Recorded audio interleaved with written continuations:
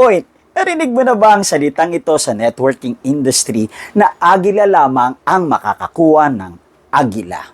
Therefore, kung ikaw ay baguhan lamang, novice, talagang sisiw ka. Maghihintay ka marahil ng 6 na buwan hanggang 1 taon para maging ganap na agila. Kaya, sisiw kang bata ka, kawawa. Pero alam nyo ba, yung unang networking ko, wala akong kaalam-alam sa industriyang ito dahil may background ako doon sa tinatawag na marketing and sales.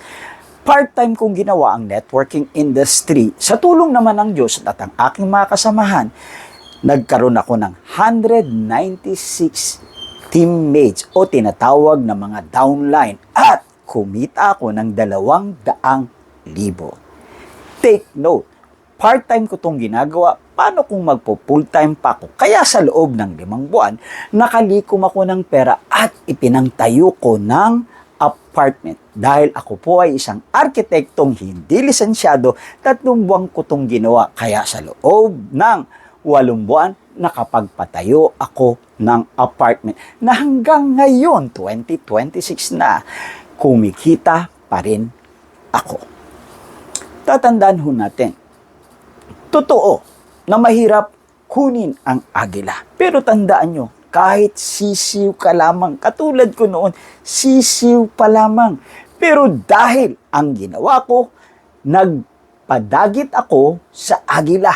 Hinabol niya ako ng hinabol. At ang tekniko, hinarap ko siya, hindi sa isang agila, hindi sa 2 agila, kundi sa maraming agila. Ang crossline ko, ang upline ko, ang kumpanya.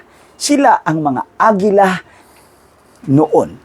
Kaya, and the rest is history. Bakit kamo? Dahil sa industriyang ito, with humility, 3 beses ako naging number 1. 2 beses ako naging number 2 at 1 beses ako naging number 3. Ibig sabihin, dumating na yung panahon, bagamat sisiw akong nagsimula.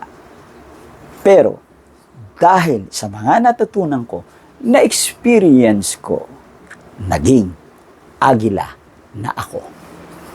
Ikaw, ano ba ang utak mo? Bagamat sisiw ka pa lamang, mag-utak agila ka na.